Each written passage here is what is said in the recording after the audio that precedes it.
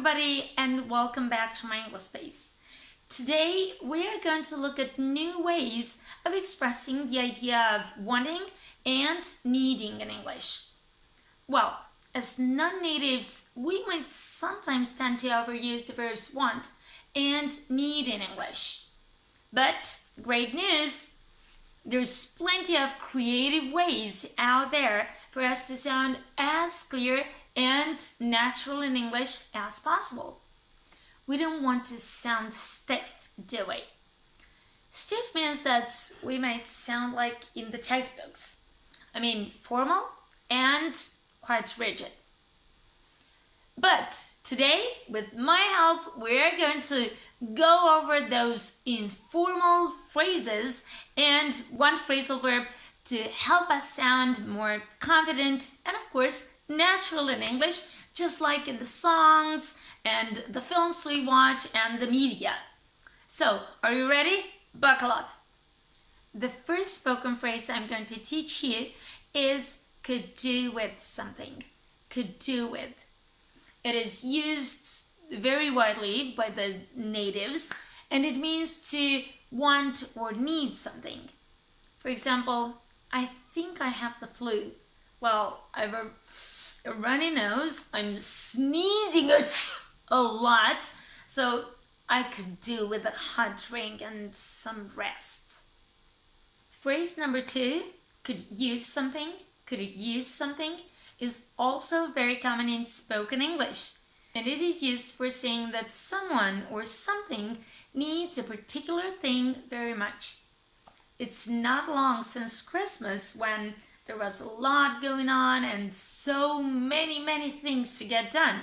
And now imagine me telling my husband, I could use some help putting the tree up if you don't mind. And then right after the winter holiday, me telling my daughter after seeing that her clothes, the hips of clothes getting on top of each other, and looking at her wardrobe. Your wardrobe is bursting at the seams. It could use a nice declutter. Don't you think so? At number 3, I have a British spoken variant for you. It's great. Do you fancy one? There you go. It's fancy itself. So, fancy means to need or want something. Let's see. I'm up to my ears in work. I can't take it anymore. I fancy a movie later on. Or it can also be used in questions, yeah? Well, do you fancy eating out tonight? At number 4, we have its American counterpart, which is up for. Of course, it's not a proper verb, but an expression, a phrase, to be up for something, to need or want something very much. And the examples here are, I'm taking a break now. Are you up for a coffee? Oh, yes, great. My stomach's growling, so I'm also up for some cookies. How about you? A small note here would be that you'll have to use verbs in ing after fancy. Up for is also used in statements and questions, just like fancy, its British version. At number 5, we have a beautiful phrase, something is a must. Something is a must. Something is necessary. You must have it. You absolutely must have it. So, reading is a must if you want to build up your vocabulary. And sports shoes are a must if you're going on that hike. Number 6 is also a phrase, in need of. In need of. Your car, it seems to be in need of some serious repairs after that bumpy road. And also, it can be used with the adverb badly added to it. Badly needing something or badly in need of something. And if I look better, it's also badly needing some polish here and there if you want to put it up for sale. Number 8, be dying for something. Be dying for or to. Let's see.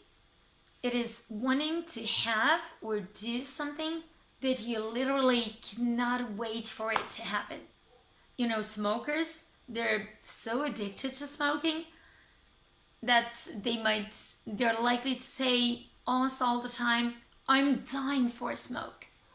Or me, you know, I'm a non-smoker, but I'm so addicted to chocolate. I'm a chocoholic, if you may say so. So, you know, when I'm so stressed out, I might say, I'm dying for a bit of chocolate. Also, we're dying to hear what you have to say. At 9, we have another great phrase, I wouldn't say no to. I wouldn't say no to. When you admit that you would like more of something. I wouldn't say no to another piece of cake. It's absolutely delicious. And yeah, that's me. I mean, stuffing myself with dessert when it's absolutely scrumptious. And I've saved the best for last. Our phrasal verb, the one and only, expressing wanting or needing to cry out for. To cry out for. It means to clearly need something a lot. How long is it since you tended to your desk? It's crying out for some dusting. Can't you see? So, there you have it. 10 phrases and expressions, of course, about wanting and needing something in English. Now I'm handing it all over to you so you put it in practice. You could do with some practice, I guess. Remember that personalization is the key to your mastering English. Thanks so much for sticking with me all through, and of course, I'll see you again next time. But before that, like and subscribe so you keep up your English with me. Bye, see you next time.